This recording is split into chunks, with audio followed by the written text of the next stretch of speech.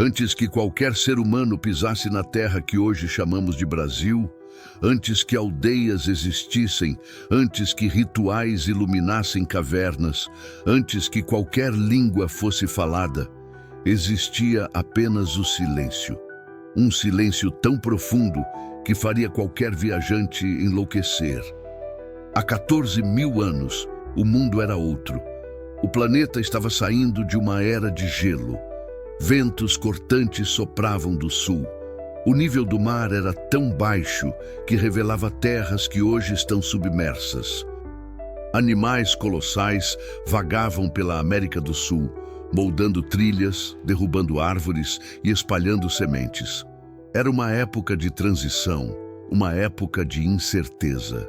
Uma época em que a própria Terra parecia respirar de maneira irregular, como se estivesse despertando de um longo coma glaciar.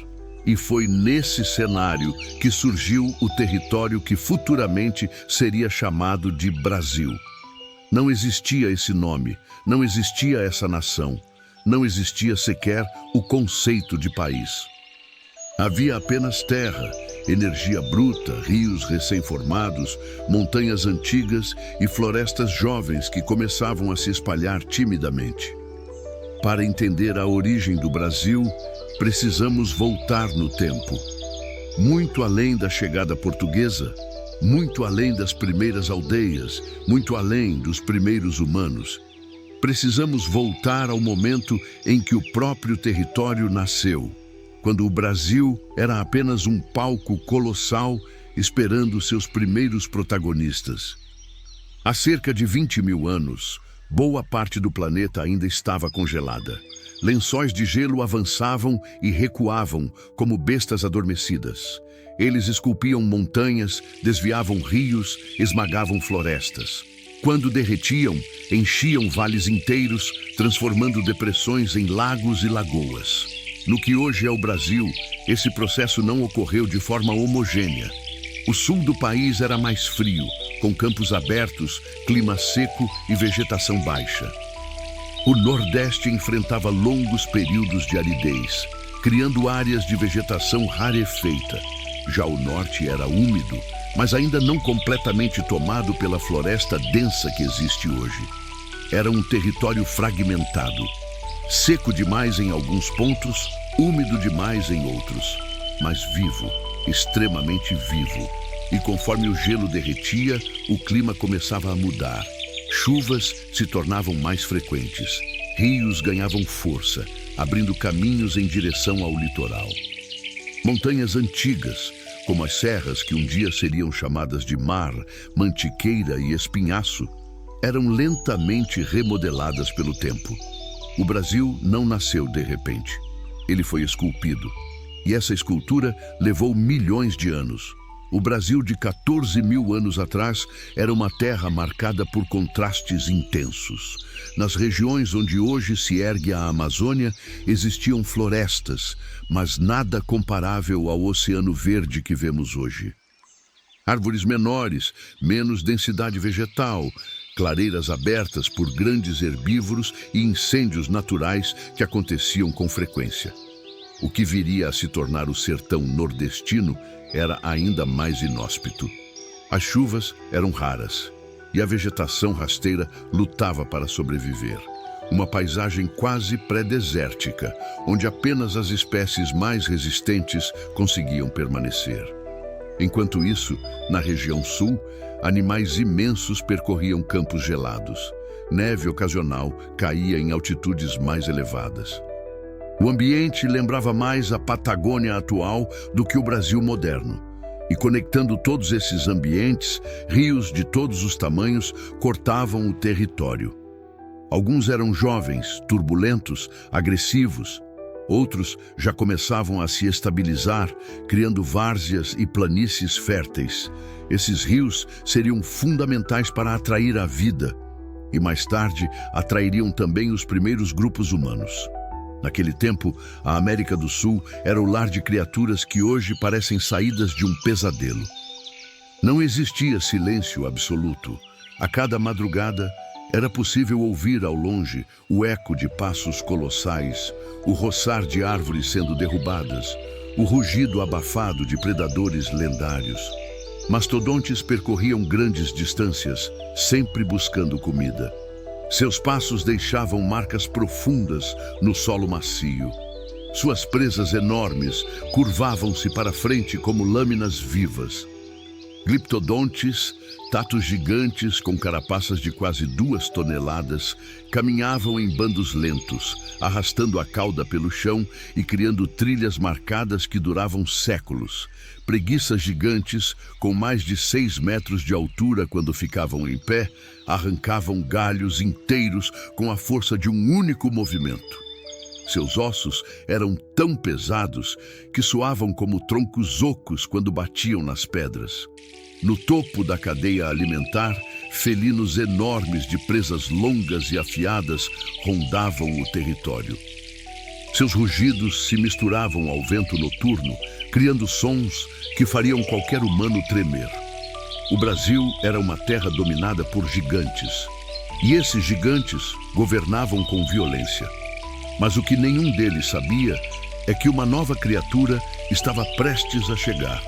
Menor, aparentemente frágil, mas capaz de algo que nenhum deles possuía: estratégia. Muito antes da existência de estradas, bússolas ou mapas, grupos humanos já percorriam o planeta em busca de sobrevivência. Eles migravam seguindo o alimento, seguindo o clima, seguindo instintos que haviam sido moldados por incontáveis gerações. As teorias variam, mas a mais aceita aponta que um grande fluxo humano atravessou, há cerca de 14 mil anos, um caminho de terra que conectava a Ásia ao Alasca, um território hoje submerso chamado Beríngia. Outros grupos podem ter navegado pela costa, em pequenas embarcações primitivas, seguindo cardumes e aves migratórias. Independente da rota, o fato é que esses humanos chegaram à América e seguiram andando e andando por gerações, até que alguns grupos chegaram ao extremo sul do continente para então lentamente migrar rumo ao norte. Outros seguiram diretamente pela costa do Pacífico. Outros subiram pelos Andes. E parte deles se espalhou pelo território que um dia seria chamado de Brasil. Para esses primeiros grupos, entrar no território brasileiro foi como entrar em outro mundo. Eles não tinham registros, não tinham mapas, não tinham qualquer conhecimento prévio daquela terra. Tudo era novo e tudo era perigoso. Cada árvore poderia esconder um predador. Cada clareira poderia ser um território de caça. Cada passo poderia ser o último. Mas esses humanos possuíam algo que nenhum outro animal tinha: a capacidade de cooperar de maneira complexa. Eles caçavam em grupos, criavam estratégias, exploravam ferramentas, adaptavam-se rapidamente às mudanças. Os gigantes dominavam a força, os humanos dominavam a inteligência. E essa sutileza foi suficiente para permitir que eles permanecessem naquelas terras. O fogo era seu maior aliado. Eles o carregavam como se fosse parte da família. Nunca deixavam as chamas morrerem. Transportavam brasas dentro de peles fechadas para reacender fogueiras quando paravam. O fogo permitia afugentar predadores, cozinhar alimentos duros, iluminar cavernas e aquecer corpos durante noites frias. Com o tempo, eles aprenderam a usar o fogo para modificar o ambiente, queimando áreas secas para atrair herbívoros, abrindo espaços na vegetação, renovando campos para facilitar a caça. O fogo era vida e era também poder. E pouco a pouco, os humanos deixaram de ser apenas visitantes. Tornaram-se parte daquele território. Os primeiros grupos humanos não sabiam ler mapas, mas sabiam interpretar o vento, o cheiro da terra, o som dos animais e o movimento dos astros.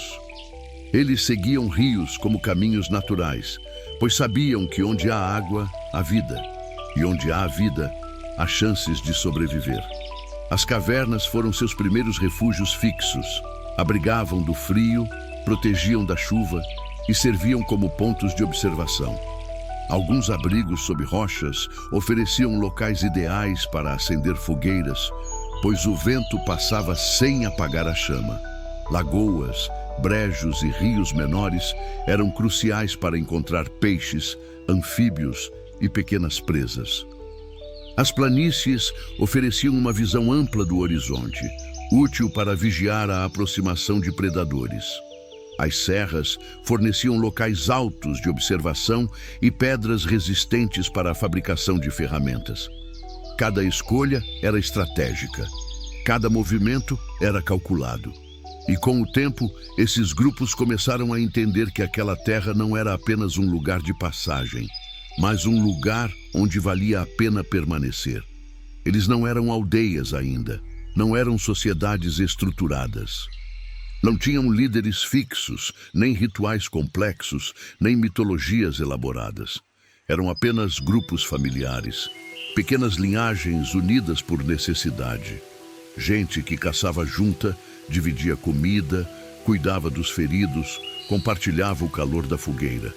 Mas isso era o suficiente. A cooperação foi a chave que permitiu que os humanos sobrevivessem no território brasileiro primitivo.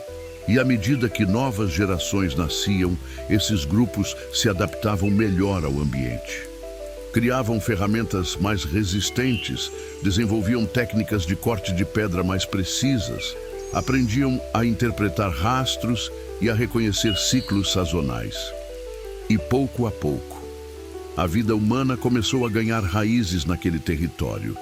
Não existem registros escritos dessa época, mas existe algo mais antigo do que qualquer escrita: a tradição oral. Foi ao redor do fogo que surgiram os primeiros contadores de histórias. Pessoas que observavam a natureza, interpretavam sinais e os transformavam em narrativas. Talvez contassem sobre o rugido dos felinos. Talvez criassem lendas para explicar o trovão. Talvez falassem sobre espíritos que habitavam as árvores ou sobre sombras que vagavam entre as cavernas. Essas histórias não eram apenas entretenimento, eram instruções de sobrevivência codificadas em mitos. Histórias que ensinavam as crianças a evitar lugares perigosos, a reconhecer plantas venenosas, a respeitar certos animais. A humanidade estava nascendo ali, e com ela nasceu a cultura. Enquanto os primeiros humanos se adaptavam ao Brasil, o território continuava mudando. O clima esquentava, o gelo recuava, a vegetação se tornava mais densa, rios ficavam mais profundos, novos lagos surgiam, regiões secas começavam a receber mais chuva. Essa transformação não aconteceu de uma só vez. Levou séculos, milhares de anos, mas cada mudança moldava o caminho dos grupos humanos, empurrando alguns para áreas mais férteis, forçando outros a migrar e permitindo que muitos se fixassem definitivamente. Era como se a Terra estivesse lentamente preparando o palco para o que viria depois. A megafauna começou a desaparecer. Os gigantes deixaram o palco.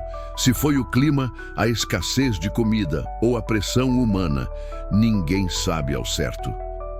Mas o fato é que, com a extinção desses animais colossais, a vida humana se transformou.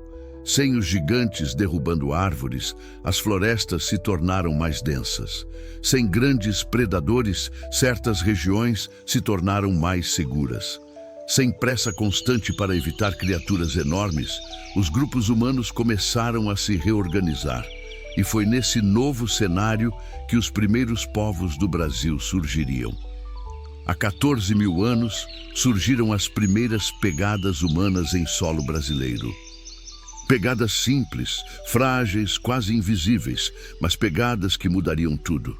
A terra estava pronta, os rios estavam formados, as florestas cresciam, as cavernas aguardavam novos símbolos, os grupos humanos começavam a se multiplicar e logo, muito em breve, surgiriam povos inteiros, povos com mistérios, povos com crenças, povos com identidades, povos que dariam início à verdadeira história humana do Brasil. O território estava preparado. Agora era a vez dos humanos deixarem sua marca. Mas essa é a história do próximo episódio.